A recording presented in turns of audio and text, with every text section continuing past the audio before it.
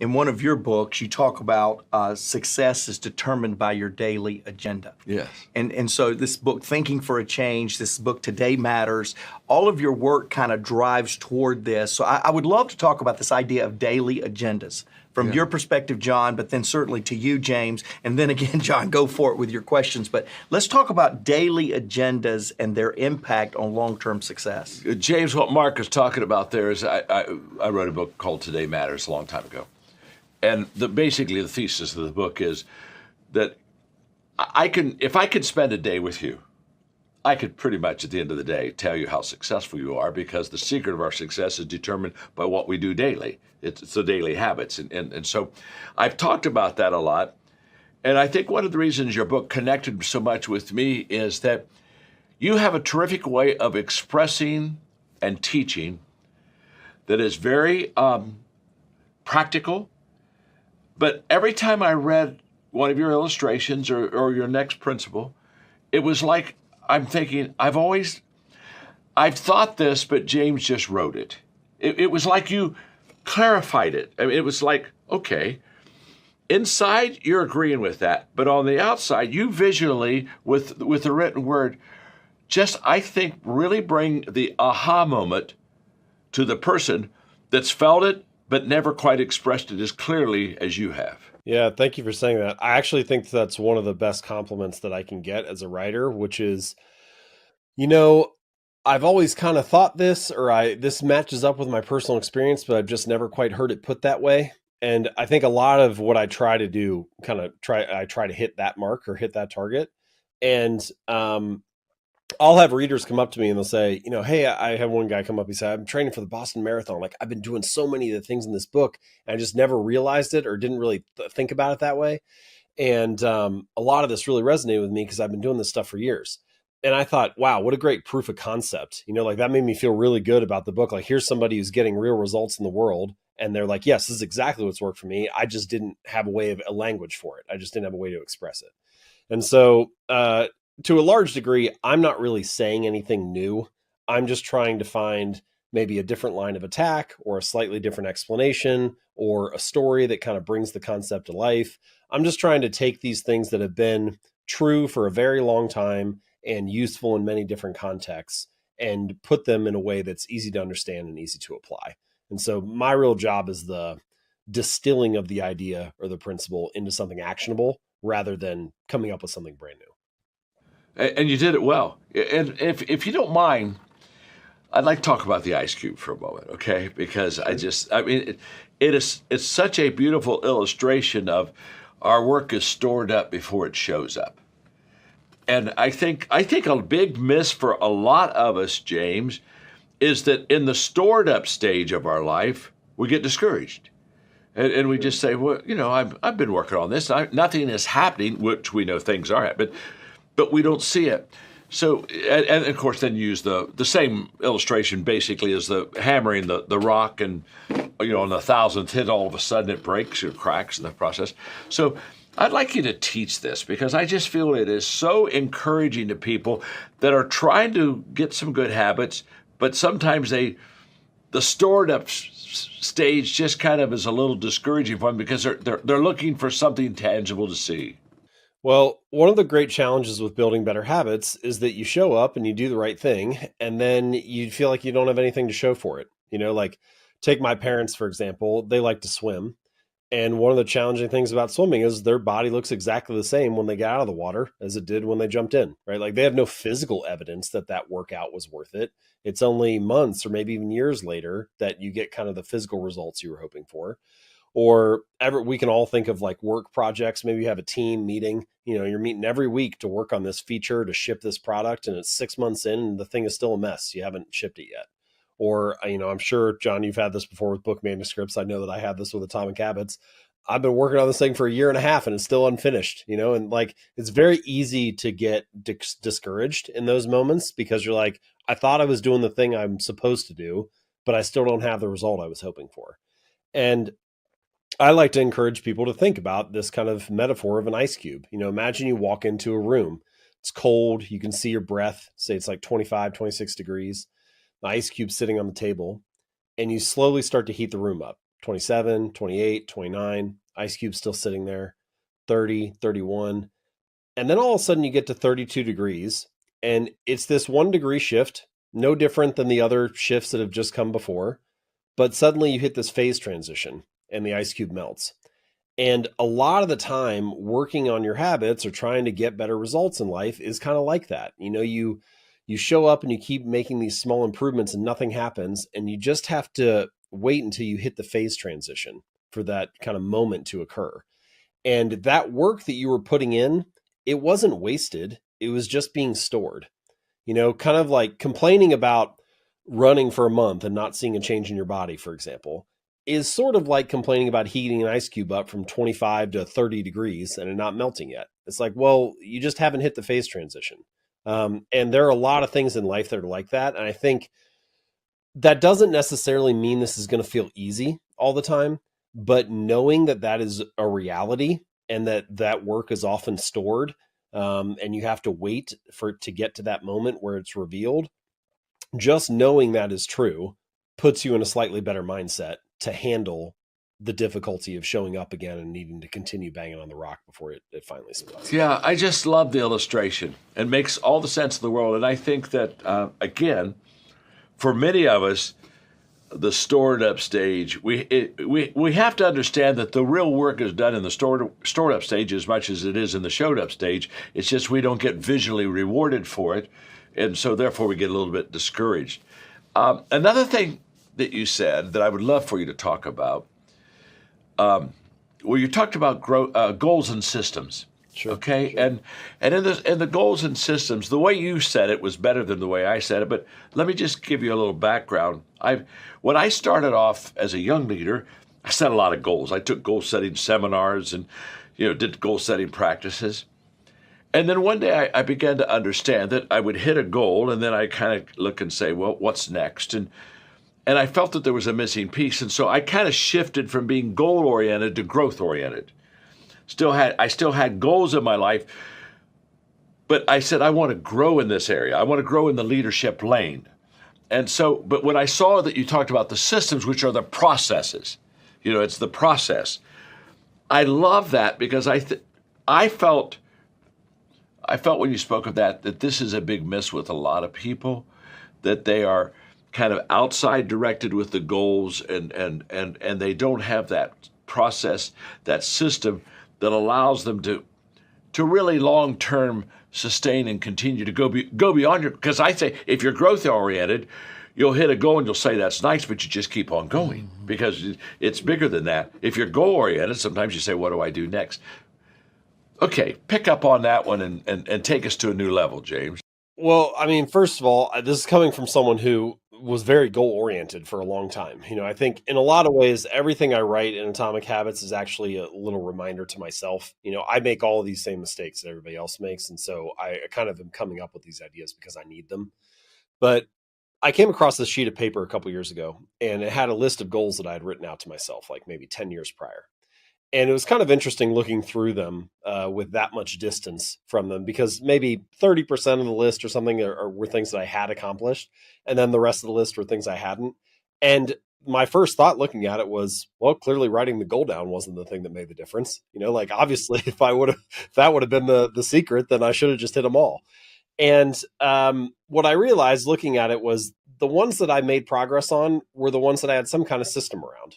And we often tell these stories about behavior change and habits and how hard it is to build new habits, how difficult it is to change your behavior and all of that. And one of the stories that we will tell is something like, well, maybe if you really wanted it, maybe if you had better goals, maybe if you had more discipline, maybe if you had more grit.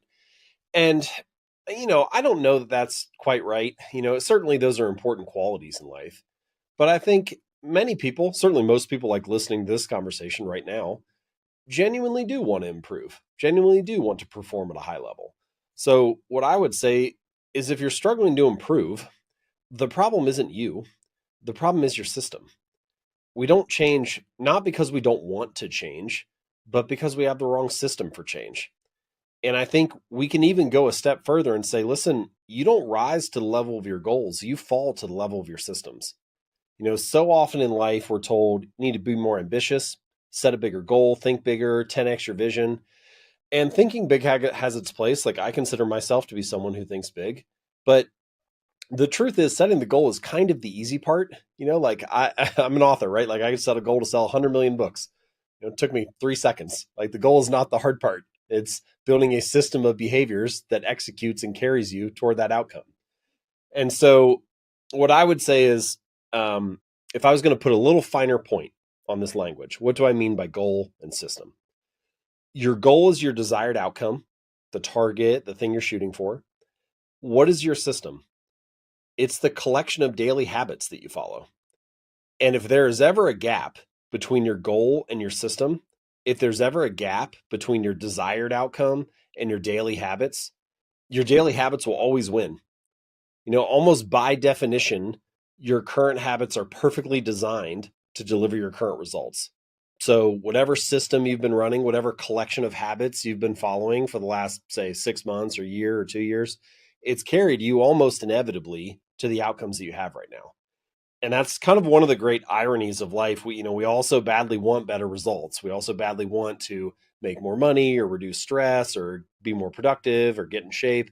But the results are not actually the thing that needs to change. It's like, fix the inputs and the outputs will fix themselves. Design a better system, create a better collection of daily habits, and you'll be carried kind of naturally to a different destination. And that's why sometimes I'll say, like, goals are for people who care about winning once. Systems are for people who care about winning repeatedly. If you want to get results again and again, then it's the system that drives you forward. So that's kind of my little take on systems and goals. I love what you just said there. That was great. I'll write that down and give you credit somewhere. That's great. That's great. So let's stay a little bit kind of in that same territory, because one of the things I loved about Atomic Habits, James, it makes sense. It just makes sense. When you read it, you not only can understand it and apply it, it makes sense.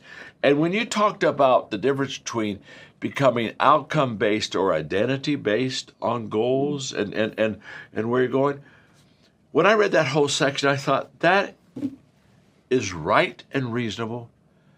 And, I've got a cigarette habit and I'm trying to quit smoking versus I don't smoke. I mean, that I felt was just very impacting. So take us there a little bit, would you please? Well, I think this is pretty natural. I certainly have done it many times before. A lot of the time when you want to change something or get a better result, you'll sit down and first you start thinking about, what do I want to achieve? So what outcome do I want? And then if you go a little bit beyond just dreaming about the outcome, you say, okay, well, I need some kind of plan. I need some sort of process for this. And so you might say, just as an example, I want to lose 40 pounds. And so my plan is I'm going to go to the gym 4 days a week and I'm going to eat this new diet and so on. And usually it kind of stops there. And the implicit assumption kind of behind all of this is, if I can follow this plan and get that result, then I'll be the kind of person that I want to be, or I'll be happier with who I am, or I'll be more satisfied with my results or something like that. And what I encourage in chapter 2 of the book is, let's maybe flip that on its head for a minute and just say, hey, why don't we just start by asking ourselves, not what do I want to achieve, but rather, who do I wish to become? And then you can build your habits around that identity and let that process kind of carry you forward. And then whatever results happen to bubble up along the way are the results that come along the way. And so I sort of think of it kind of like the layers of an onion. The outermost layer is your outcomes. One layer in is your process. And then the core of the onion is your identity. And what I've found is that, and I think many readers would agree with this, the concept of trying to build identity-based habits, of starting with who do you wish to become, is more resilient for them because they can kind of carry it around from situation to situation. So for example, one reader, she had this concept of this identity of, what would a healthy person do?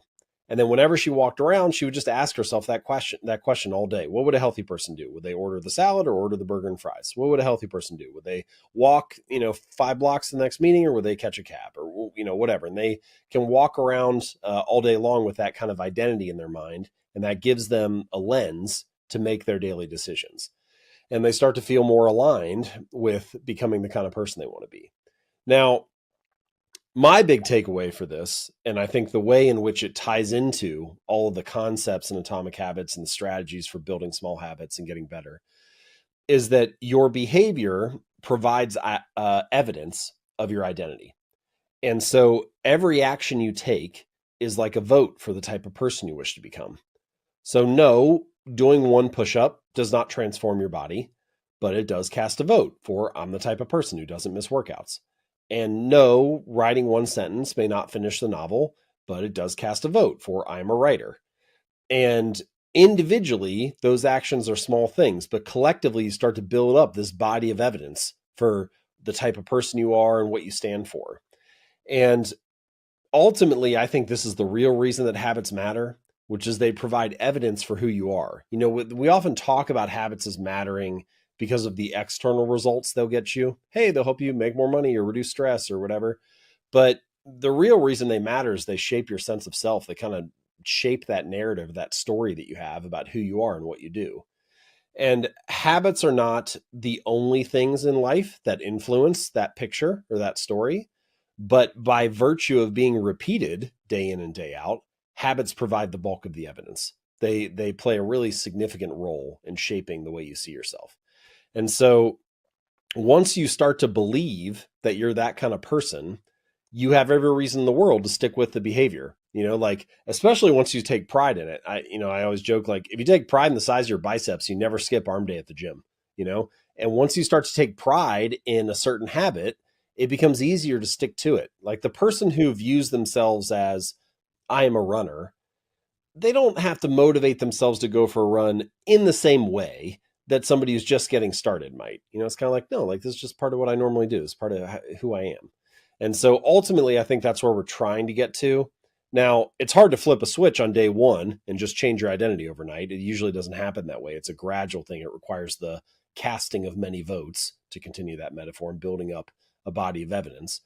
But I do think it's possible. And a lot of the other tools and strategies in the book maybe can give you the short-term motivation that you need to get to that long-term place of kind of reshaping your story or shaping your identity. Hey, I love how John, this standout statement, there are more things that unite us than divide us.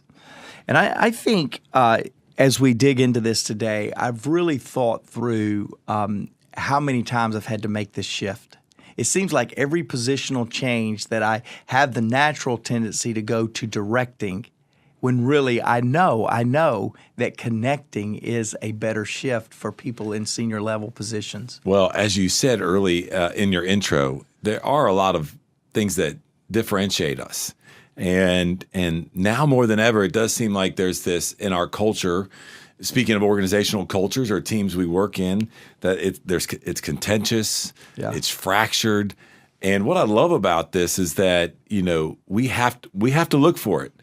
To your point, sometimes we naturally, as you mentioned, may go back to a directing side of things. Some of that is easier for others than it may be for you. Right. But you got to do it. You got to go look for it. The other thing it made me think about as we're talking about this is John's 5 levels of leadership. It's kind of my mantra, and he talks about the foundation for your influence as an individual really is found at level 2. And he talks about people giving you the permission to lead them because of building relationships. I think you can take the word relationships and connect. I agree. And interchange them.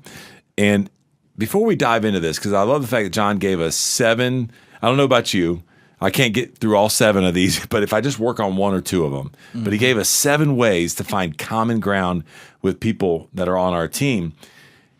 John has taught us for a long time, we're going to believe in, we're going to value people, and we're going to unconditionally love them. And if that's the case, we've got to find this common ground. So he starts off by talking about, hey, the difference between directing and connecting. I'm going to pick 2 of them, and I just want you to respond to them, okay? That stood out to me. The first one, he says, directing is really a top-down. It's really almost like a somewhat of an authoritative, but hierarchy kind of thing, versus connecting is we're doing this together. We're side by side. Talk about that in your leadership and then being under John's kind of tutelage, how you've learned to lead that way as well. Well, I think a lot of times you see leaders that use their position to power through their agenda or power their wishes or directives on people. It's my position.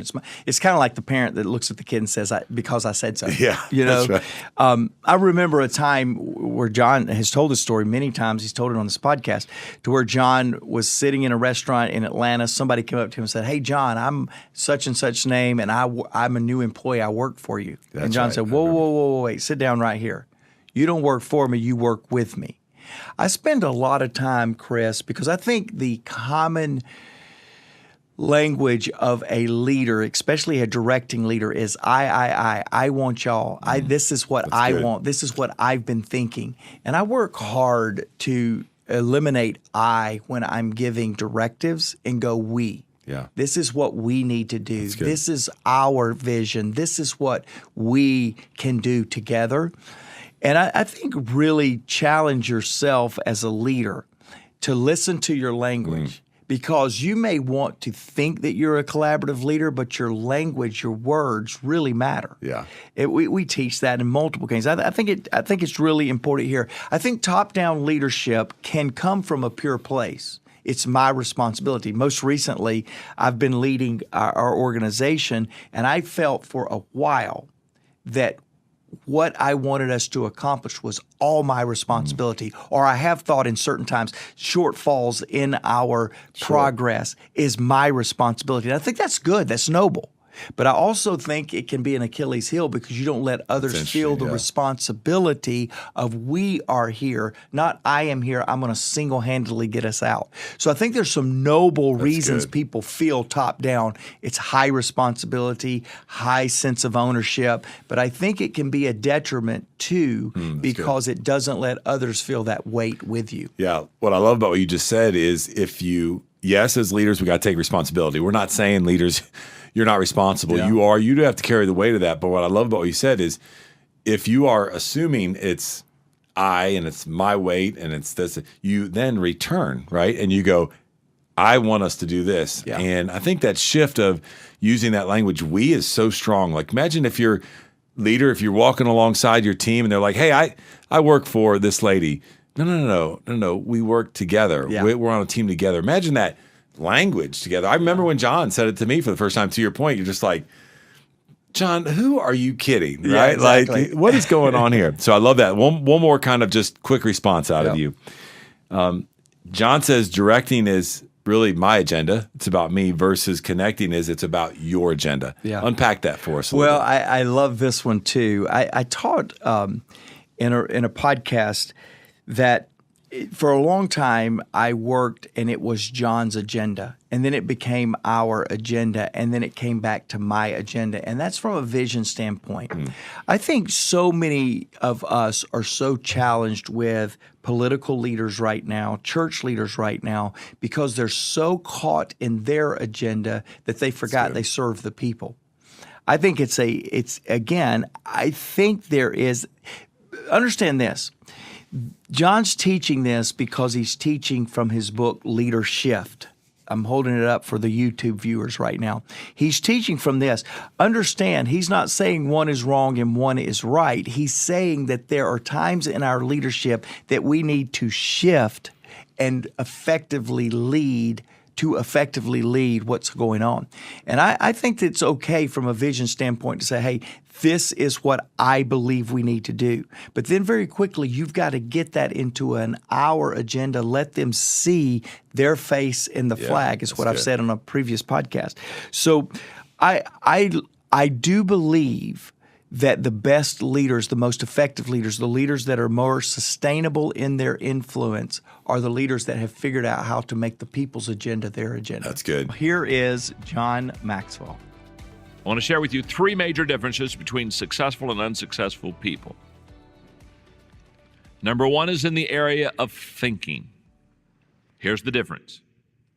Successful people daily think realistically about their problems and positive ways to approach them. Very simply stated, successful people daily think realistically about their problems and positive ways to approach them. In fact, Max Dupree, a great leadership writer, says the first responsibility of a leader is to define realism. Now, successful people, what do? They think realistically about their problems and positive ways to approach them. Unsuccessful people, are you ready? Here's the difference. It's in the area of thinking. Unsuccessful people daily think unrealistically about their problems and hope that everything works out. They think unrealistically about their problems, and they just hope that everything works out. Let me just say here today, hope is not a strategy. Now, do you see the difference in thinking? Successful people think realistically about their problems and a positive way to approach them. Unsuccessful people think unrealistically about their problems and hope that everything works out. Let me give you the second area that's different between successful and unsuccessful people. The first one was thinking. The second one is feeling. Let me give you the difference. There's a difference in feeling. The feeling of a successful and the feeling of an unsuccessful person are drastically different. Successful people know that their behavior determines their feelings. Unsuccessful people allow their feelings to determine their behavior. You see the difference? Big difference. Thinking, feeling, those are two major differences between successful and unsuccessful people. Let me give you one more. Doing. Let's talk about action for a moment. Doing. Successful people initiate and complete. In other words, successful people have the ability to start and finish. In fact, I call those the bookends of success. You got to have the ability to start, you have to have the willingness to finish. Unsuccessful people fail to do both. And there's a huge difference between those two. That's why I say in your notes, 95% of achieving anything is knowing what you want and paying the price to get it. It's almost always a price issue. I have a wonderful friend named Van Crouch who's written some good books, and one of them is entitled Winning 101. And this is not in your notes, so just sit back and relax for about a minute. Let me read you a few paragraphs from his book, Winning 101, because this is so key to the habits that we create that allow us to be either successful or unsuccessful. Here's what Van Crouch says. Listen. An inspiring young writer once made an appointment to interview a well-known author, and the author asked him, "Why do you want to see me?" And the young man responded, "Well, I'm a writer too, and I was hoping that you could share with me some of the keys to your success." "Well, what have you written?" the author asked. "Nothing," said the young man, "at least nothing that is finished." The writer rose from his chair and then asked, "Well, if you haven't written anything, what are you writing?" "Well, I'm in school right now, so I'm hoping to find time to write down some ideas." The author began to walk slowly toward the door, asking one final question as he showed the young man out. "Why do you call yourself a writer if you aren't writing?"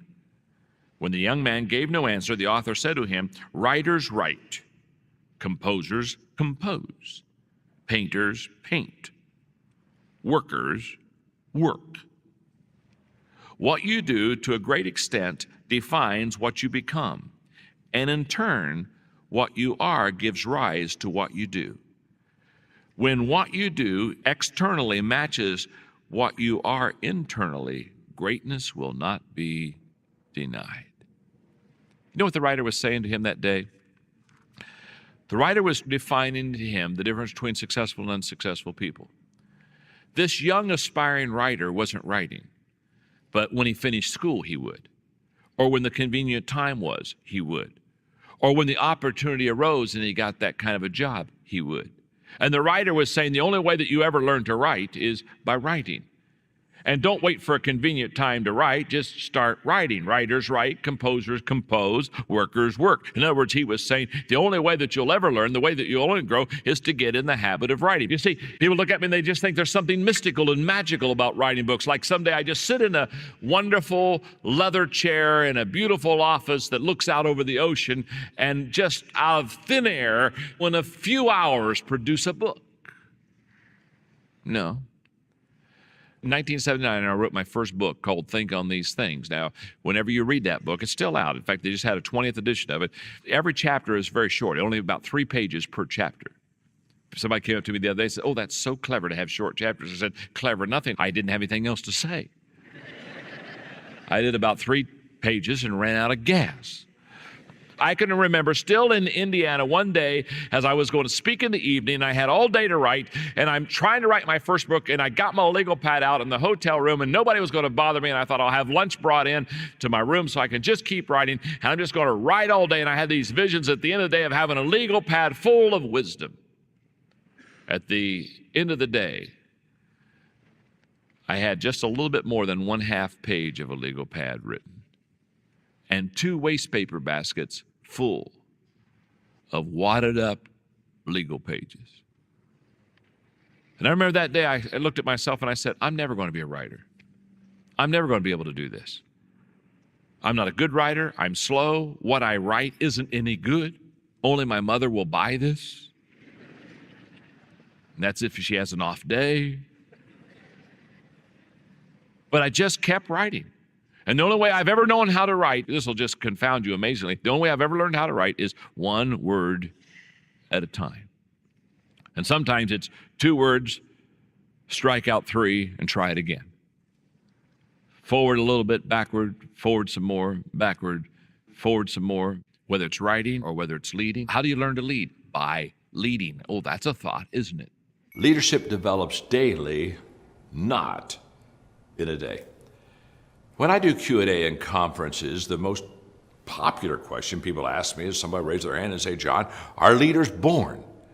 And whenever they ask me the question, "Are leaders born?" I give them the same answer. I mean, of course they are. I mean, think about it for a moment. I've never met an unborn leader, and neither have you. What they're really asking is not, are leaders born? What they're really asking are there people that are born with leadership skills, and so they get to the front of the line, and some people they just have none at all, so they go to the back of the line? That's what they're really asking. And what I want you to understand is that you can learn to lead. I wrote a book called Developing the Leader Within You. The book is all about the fact that you have leadership potential within you right now. But if you learn to lead, it won't be in an event, it will be in a process. In other words, you can't learn to lead by just reading one book or coming to one event. In fact, one of the things that excites me about Mastermind is you come in and week out. You continually are immersed in the subject of leadership with your executive director. Here's what I know. We have a tendency to overestimate the event, the moment, and we have a tendency to underestimate the process. And it's the process that's key. We want to microwave our leadership. We want to get our leaders into a microwave and push some numbers and zap them. And that's why we have so many Pop-Tart leaders running around. No, we don't want to do that. We want to crock-pot a leader. We want that process to come and marinate them so they can be the very best that they potentially can become. You see, an event, which is important, it won't develop you as a leader, but it can get you started as a leader. An event is something that encourages you to maybe make a decision to be a leader. It can be motivating. It's something you put on your calendar. It can be challenging. It's usually quite easy because it's over quickly. It's something you do and then you're kind of done. Now, a process, it encourages development, and it may motivate you, but what it's really going to do is it's going to mature you. It's a culture issue. It helps you to change behavior, which changes you. It's longer and it's more difficult. What I want you to understand about the law of process is this. This mastermind is the beginning of hopefully a lifelong development of your leadership. It lasts a few weeks, so it's already part of a process. But I want you to get into the habit of learning and studying and being with other potential leaders, because that journey will serve you well for the rest of your life. You're not going to get to the end quickly, but that's okay. It's the journey that makes the leader. and brings out the greatness in their life. Hey, welcome back. Tracy and I are excited about unpacking this and giving some application. You know, Tracy, I'm reminded of Jim Ryan's quote. He's an Olympian. He said, motivation gets you started. Habits is what keep you going. And for those of you that are in the habit of the podcast this year, kudos. That's a positive habit. But we've got to develop a winner's mindset. We're now, this year is slipping by us. And we need to be a winner this year, and it starts in the mind. So, Tracy, I'm glad to have you back. Love debriefing these with you. I love debriefing these with you, and I'm excited to dive right into number 4. He gets right into the meat of it. Success lies in forming the habit of doing things failures don't like to do. So let's just kick it off by asking you, Mark, what would you say are the top 3 habits that serve you well in your leadership journey? You know, boy, I love this question. She did not prep me with this question, but the top 3 habits would absolutely be, it would be my year-end review process. When I, 20 years ago, determined that every year I was going to have a year-end review, it made a difference for me. And so I plan out my year. I've designed my life around 5 pillars. And I take those pillars and I create growth trajectory, growth expectation around those in any given year. And then at the end of the year, this is all part of my process, I review those to make sure that I have done what I said to plan. And then I give myself a grade. Did I do it well?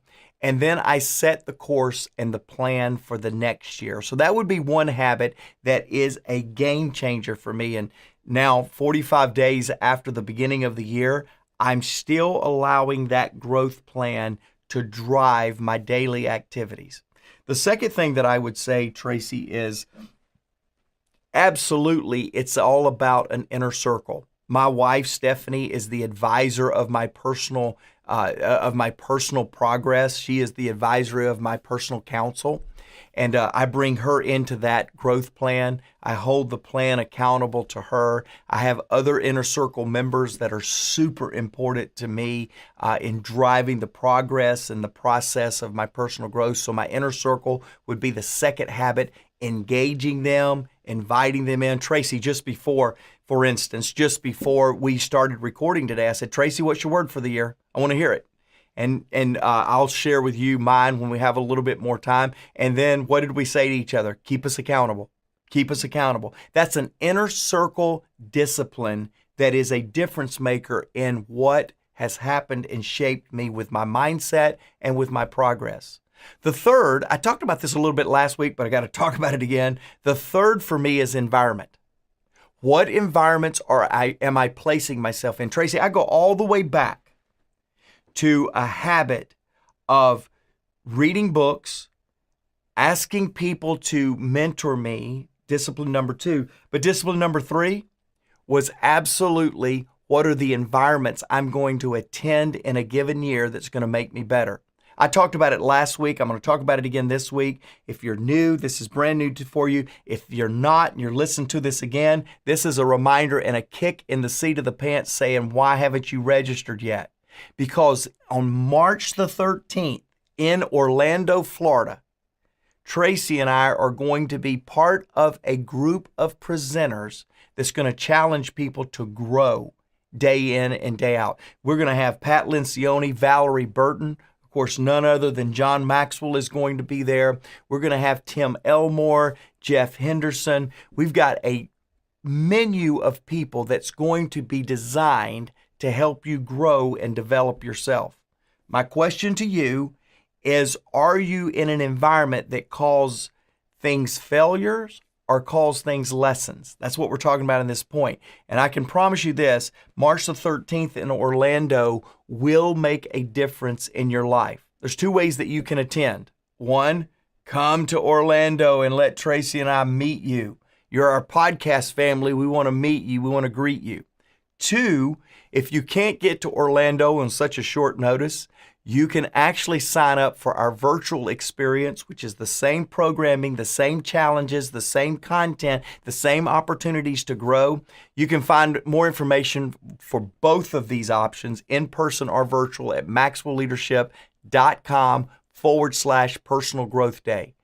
Tracy, again, I'm going to tell you, for me, creating an environment, having an inner circle that keeps me accountable, and putting a plan together is how I've made a habit of growing and not allowing failures like John was talking about to stop me, but actually to start me on a new growth of journey. So, Perry, let's talk about the 4 things that we have learned from this past year, or we're seeing themes around teams and organizations that we work with. It's been a great year of learning. I think the first one that really resonated with me, that when we talked about this idea, was the way it was phrased was, we made bad habits in good times. And just to kind of put a little meat on that was, even though COVID threw us challenges over those years of 2020, 2021, even into 2022, a lot of organizations found business going up, that it became easier to sell what they sold. It became easier to do what they normally had to struggle to do. And they found that their teams resonated with the easier path. They got away from the basics, and they began just taking orders. And now that we are back to a new normal, but normal has come back, some of that ease of selling and working with clients has gone away. We're back to the way it was, but the team hasn't necessarily returned. Matter of fact, they're complaining about how hard it is to do business now. And we realize, man, we developed some bad habits in good times. Do you remember that one? I do. And then I think the other side of that too, right, is you develop good habits in bad times. And so one of the things that I think about this is I go, how as a leader do I create an environment and a culture to where I go, man, listen, we got to develop some better habits around here. What are the habits of what we're doing? And so one of the ways I was thinking about was, I've had conversations with other leaders that are like, what if we had no resources? How would we do what we're doing? What if, and you create all these scenarios and you begin thinking and getting your team thinking a little bit differently about, how do I develop a better habit for what we're doing? And I know just recently, even with my team personally, we were talking about, how do we do a better job of scheduling some calls, right? Versus, I'm just used to so-and-so responded and so-and-so responded, whatever it might be. I think as the leader, we need to make sure, whether you're in good times or bad times, that you're very aware of what are the processes and the systems. How are we looking for better ways? How are we curious about changing what we're doing in order to make sure we always have good habits? Yeah, I think that the big lesson I learned from that as well was that a leader, call it focusing on the basics, but does everybody in your team know what the outcome they're supposed to be driving? And then what are we always have the lagging indicators, which is the scoreboard, which is, how are we doing? Did we make the number? Did we drive the revenue? Did we hit the subscriptions? Whatever it is you're doing. So we start putting in, what are the leading indicators? And so does your team know, if for instance, one of the clients we dealt with had a sales organization and said, do you know what are the leading indicators of hitting that scoreboard lagging indicator? Well, yes, X number of prospecting calls a week, X number of customer lunches, X number of product demos, and X number of presenting proposals. Great. If you did those on a weekly basis and you track that, you know that you'll eventually get to the number. And it has to do with knowing what are the key indicators for our success and then doing them daily. But what we find in good times, I don't need to do all those prospecting calls. The prospects are walking on, they're calling us. And you're thinking, no, you still need to be doing those leading indicators that drive the success. And I thought, man, that was really an eye-opener to me. Was I think about Bill Walsh. He was the coach of the 49ers back in the day. And he wrote a book called The Score Takes Care of Itself. That what football coach ever said that? Yeah. But if you read about Walsh, he said he didn't worry about the scoreboard. He worried about the small things that every player must do day in, day out. Do your job is what Belichick calls it now. Do your job. Mm-hmm. Do you know what that is? And if you do those small things, execute on our on our standard, we'll get there. I want to come back to your example, because I was sitting to listen to you and I go, That's exactly right. Like we have what we know that it takes to get to that number on the scoreboard when we have good habits. But what ends up happening, that scoreboard starts going up and you haven't been doing all this and you're just like, so this is where it starts right here. This is where you let the slippery slope, you let the bad habits go. Okay, so now instead of 100 prospect calls, I only did 60 this week and the number on the scoreboard still showed up. Yes, I saved myself 40 calls. Yeah. And then what ends up happening as it shifts, time shifts. It always will, by the way. Yep. It's going to ebb and flow. All of a sudden, you're not doing those 100 calls, and you look up there, and you're like, man, I'm nowhere even close to where I need to be. So just as you were talking about that, I was thinking through, what does that look like in real life to allow myself to get into a bad habit? It's not a quote-unquote bad habit, right? You're not going to get in trouble for it, but you're going to allow yourself to start slipping like that, and it's going to change the scoreboard. I'm smiling because I'm thinking about, in our team, they've had a great year, but they were showing you always make them report on how many prospecting calls they did. So they're doing those leading indicators. Yeah. But then you didn't stop there. He goes, I know that because you saw the green numbers, all the green on the report. You go, tell me about next week's call schedule. I thought that was a great movie. So I saw the calendar. He was flipping the calendar and going, oh yeah, it's a little lower, but I've got. Yeah, let's get those calls because just because it's showing up green now doesn't mean we back off on our daily disciplines. Do the things we know lead to the success to do that. So, great lesson, I thought. I'm excited to hear your response to this quote. It's one of my favorite quotes of yours.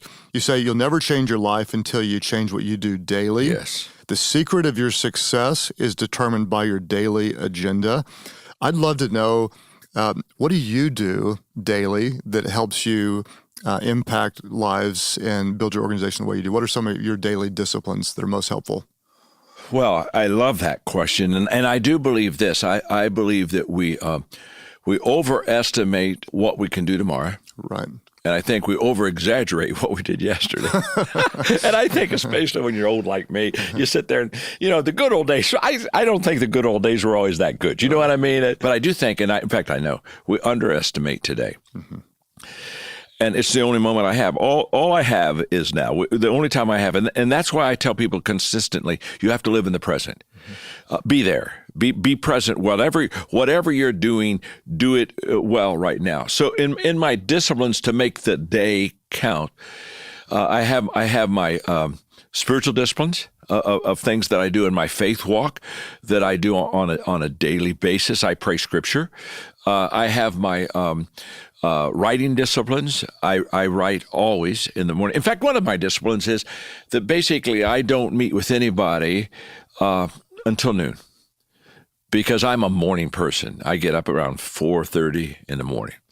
And from 4:30 till about 10:30, 11, I am cooking. I mean, that's when I think best. That's when I write best.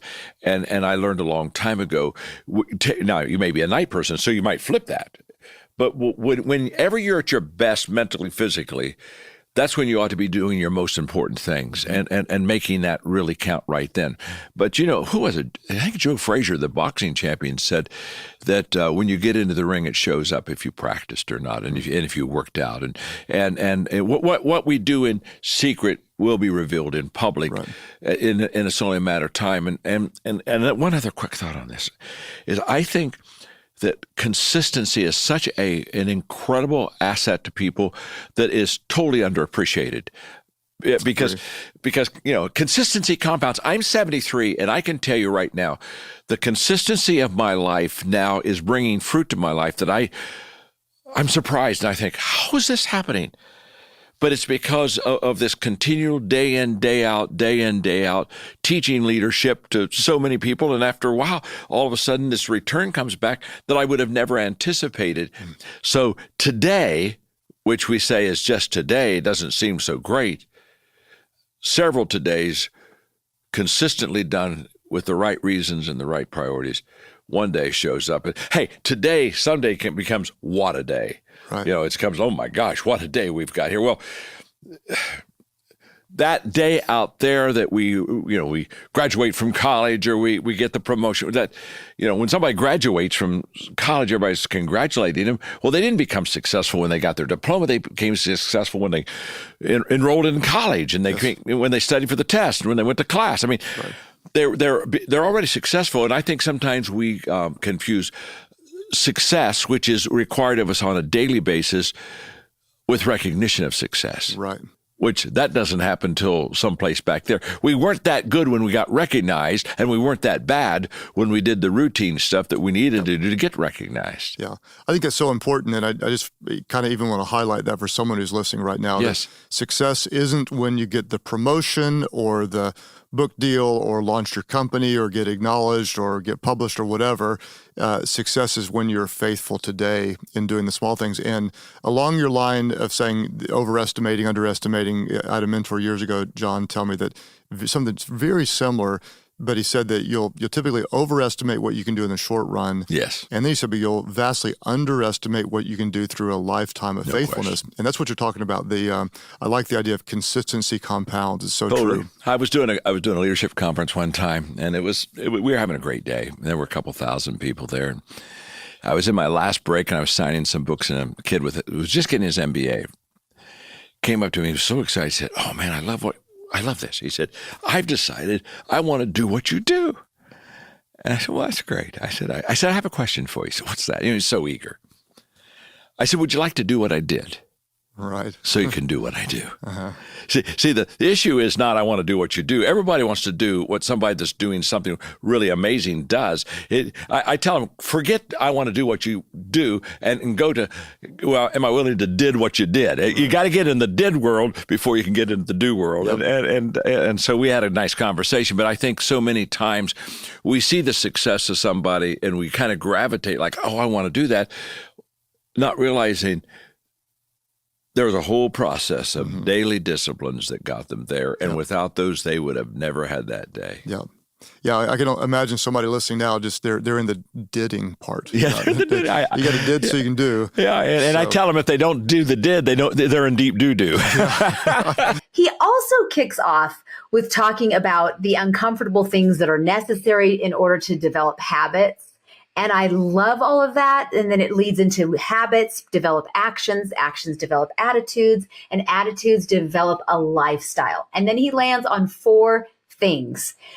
He talks about the goals that he makes, sets for himself, get areas that he gets comfortable, getting uncomfortable applying in these areas, which are intellectual and mental growth, physical growth, spiritual growth, and relational growth. 4 areas. Why, Mark? Those seem pretty simple because what are we? We are human beings. And as human beings, every leader is a human being. Every leader is body, mind, and spirit. That is your intellectual, your mental part, your physical body, your spiritual part of yourself, and your relationships with the other human beings. Why is this something that so many leaders miss? High-end leaders miss or at least neglect at least one of these. They're either very highly intellectual or they miss their physical or they miss the relational because they are so busy with the physical and the intellectual. There's at least a miss of something. Why is it, do you think? Well, all 4 of those areas, and maybe for the rest of us, a 5th area, a 6th area, we all have pillars in our life that are very important. Tracy has definitely listed 4 that's very important in my life, and perhaps for most of you, those 4. And there may be a time or 2 more. But every one of those, we desire greatness, but we don't realize that greatness comes with the improvement every day. And so, Tracy, I think the reason that I would answer that is because we do not understand what John says so often. Consistency compounds. We make a health decision and we call it a New Year's resolution. And again, for all of you that are listening to this current, we're at the beginning of the year. 2024 is not going to be great because you made a New Year's resolution. In fact, 2024 is not going to be great because you've already done your workout before listening to Tracy and I this morning. It's going to be great when December comes around if you're still consistently living out the decisions you made today in January. It is the consistency compounds that is the difference maker. It's not the decision. People make decisions every single day. It's not the fact that you did it today that makes the difference. It's that you did it day over day, day after day, week after week, month after month. And here we are in December of 2024. And you can say, I have done that on a consistent basis. Consistency really does compound. So when John says you will change your life you won't change your life until you change something you do daily, the LY in the daily is the important thing. Not you will change your life if you do something different today than you did yesterday. Because most of us go back tomorrow to what we did yesterday and forget the moment of today. Consistency compounds day over day, week over week, month over month. So at the end of every year, we know that you have a time where you break away and you really look at your year past and you look at the year coming forward. And so these pillars that you have, I know that you identify certain things that you're going to do. But do you also have, and ways that you'll measure them in these pillars, do you also have something that you do with your team? I do. So every beginning of every day, in fact, in 1 week from this podcast, we will have our State of the Union. And in our State of the Union, and really we call it our State of the Culture, in our yearly address, we began to talk about what we're going to accomplish this year as a team, what we are going to challenge each of our teammates to accomplish as an individual, and what we're going to accomplish with the mission, the vision, the purpose of our organization. Because oftentimes what happens, Tracy, for all of us, is we begin with a discipline in mind rather than an end in mind. And when I can begin an exercise routine with the end goal of running a marathon, I do better job with the daily discipline rather than say, I just want to run every day. When there is something, an objective, a carrot to be pushing for, things begin to happen in a much greater way. So if we want to have a better team, we want to be more profitable, we want to turn this business idea around, we begin by casting the vision of the outcome and then set the disciplines that's going to happen. Let me take a minute, Tracy. This is true for each of you listening today. For all of you, this is true of you that want to create a discipline today. In fact, I've asked our team, we tried this in December, it went so well, I've asked the team to create a process that will make you better as an individual. We call it Every Day with Purpose. And here's what I want to tell you. If you want to continue your journey of improving every day, we're offering all of you, our podcast listeners, this online course, Every Day with Purpose. Now, usually this course is $199, but because it's January, because you're listening to the podcast, and because I believe with all of my heart that it is your daily discipline of constant doing it day in and day out, consistency compounds, that will make this product your best friend. So this week, rather than $99 or $199, we're going to offer it to you for just $49. If you'd like to purchase this course for yourself or maybe a teammate, maybe a growth mate, just scroll down to the show notes and wherever you're listening and click the link and take the journey with us. And I'm going to challenge you first and foremost to go the way before you tell somebody else to go the way. Show the way before you try to get somebody else to show their growth. But do take somebody with you. And Tracy, again, it comes back to what I'm saying, and that is when consistency begins to compound, we look back and go, wow, I didn't know we were that good. You're not. But guess what? You're not as bad in the beginning as it feels like either. Over time, you will begin to be better, and it's because of consistency, not because you're actually all of that better. You're better because you consistently did it day in and day out. That's right. And so I'm curious, now that you've established those things, and once you establish that with your State of the Culture, with your team, and I'm sure that people are looking to do that, even if they weren't planning on it before, they're maybe thinking of that for their team now. There's a lot of change, Becky, that you and I are getting to lead through. We're getting to be defined in our leadership because some of the changes. You know, I'm reminded of Socrates' quote that says, the secret of change is to focus all of your energy not on fighting the old, but on building the new. It's what John says. He says change is inevitable, but growth is optional. And Becky, a year ago, you and I, we sat down with each other and we said, you know what? The old is pretty good. Yesterday was really good. But boy, there is a brightness that's pulling us into the future. And have we not experienced some change over the last year? We definitely have. And it's been quite a ride, and it's still quite a ride. I think it's amazing how we all get excited about change, talking about it, but then when it comes time to implement it, we find there's a few problems that we don't get excited about. And when you think of tackling these things, especially with change, why do you think we, as a leadership organization or any organization, why do you think it's so hard for us to actually move forward with that? I mean, I think myself in particular, it's easy to want to put off the hard things and want to tackle the easy things first. Well, it's this thing that John talks about. Number one, change what needs to be changed, not what's easy.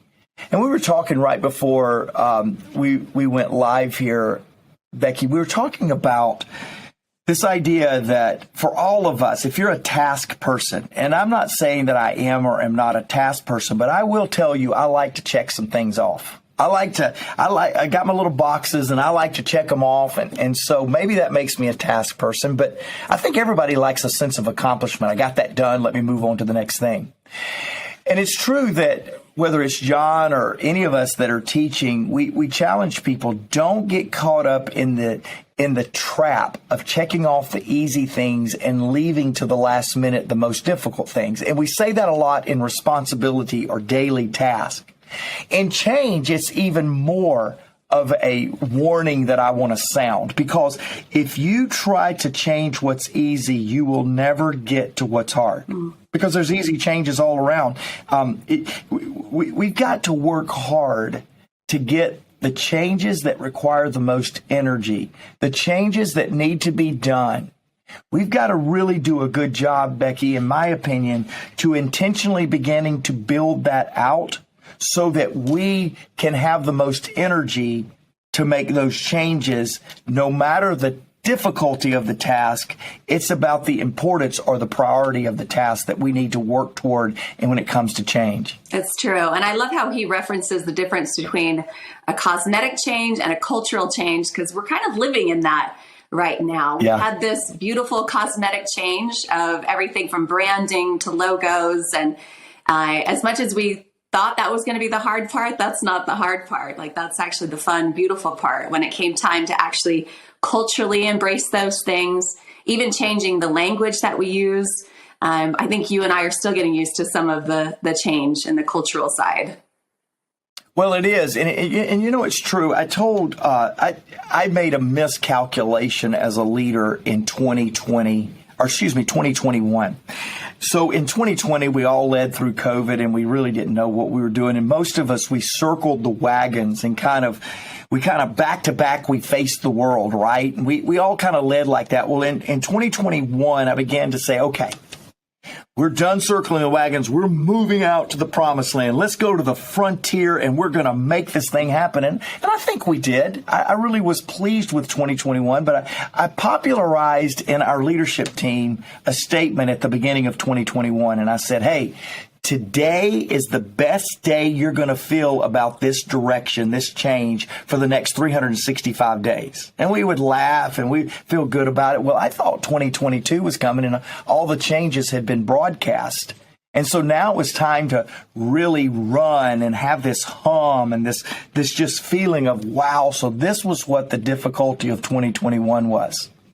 And the leadership miscalculation is that change takes longer and costs more than you ever anticipated.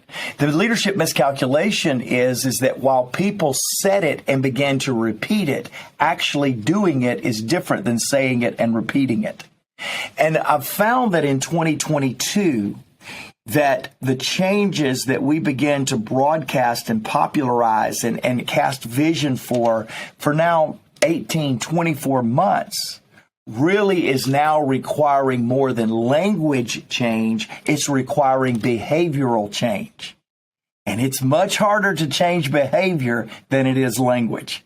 Leaders, listen to that. Yes. It is much harder to change behavior than it is language. And Becky, you and I are getting to lead in some behavior change time. Yes, there is. And that really is a reflection. I mean, John talks about disciplines all the time.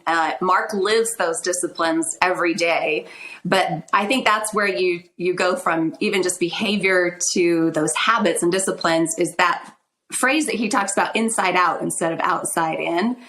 It's easy to just repeat in one of our leadership meetings everything that Mark says, but to actually have that reflected in our language, our attitude, our culture, I think that's maybe the gauge that we start to look for as far as that inside out.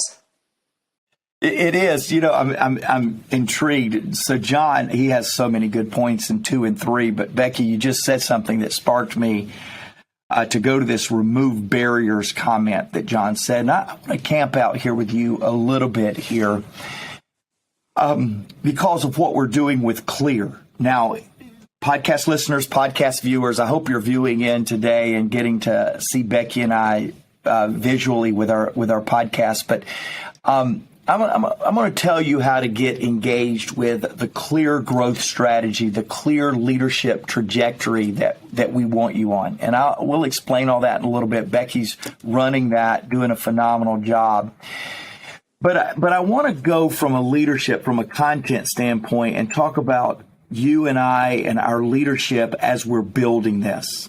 Now, let me be really clear with everybody. This is not a change in that John Maxwell has now written 86 books. He's given 12,000 plus speeches, and he says that every speech and every book can be synthesized to 5 categories: communication, leadership, equipping, attitude, and relationship. Communication, leadership, equipping, attitude, relationship. Clear. CLEAR. And so Becky and I have tasked ourselves to create a clear growth trajectory for any and everybody that will partner with us, and that will lead to a clear leadership enhancement for everyone that takes the journey with us. So we're on a clear growth and clear leadership passion. Becky, we think about it every day. We eat, sleep, dream. It keeps us up. It wakes us up. It's clear as on the brain. But the leadership ecosystem and the barriers to get that have been daunting, right? Absolutely. It's easier said than done. It is, and it's not because of a lack of vision. It's not because of a lack of excitement around a direction that will help a lot more people than we've ever helped before. It is because of the changes that are going to be required of us and the barriers to those changes. Absolutely. I want you to talk just a minute as a leader, and I'm almost flipping hats for a minute and going to interview you for 1 second here and go, talk to me. You've led it massive. You've led bigger revenues than we're leading right now. Talk to us a little bit about that leader that comes in and can see all those barriers and the level of challenge that presents to someone that's tasked with bringing about the change. Yeah, there's definitely an aspect in leadership of being capable of painting a vision.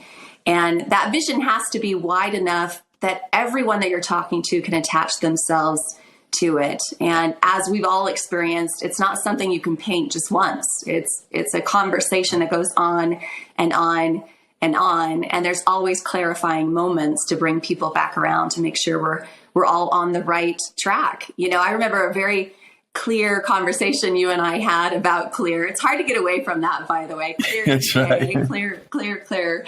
But in that conversation, we talked about how we knew there were going to be growing pains. And again, it's easy to say that up front, and it's a little different when you start to experience them and then start removing barriers the way that Mark has with our Clear program. But there was a very real conversation where I had said, you realize some people are not going to see the vision that we see, or it's not where they want to go. And I remember when you said, you know what, Becky, in leadership, I'm going to open the doors to the train. I'm going to invite everyone in. I'm going to tell them this euphoric place that we're going and how they can be a part of it. But whether they get on board or not is completely up to them. And I think we've seen a little bit of that. That Martin Luther King Jr. is the greatest leader in the world in this last century. And how powerful is that for John to say that? And so I love that you kicked off that quote, because I'm a huge fan of that. I mean, that's how that really is, you know, when we've been talking so much about how do we change our world, it is with love and by bringing light in. And John certainly highlights a lot of the light that Martin Luther King brought in. And so one of the things that I was thinking about when John first started out talking about the 3 key points of leadership, Mark, he said, leadership omits the use of coercive power.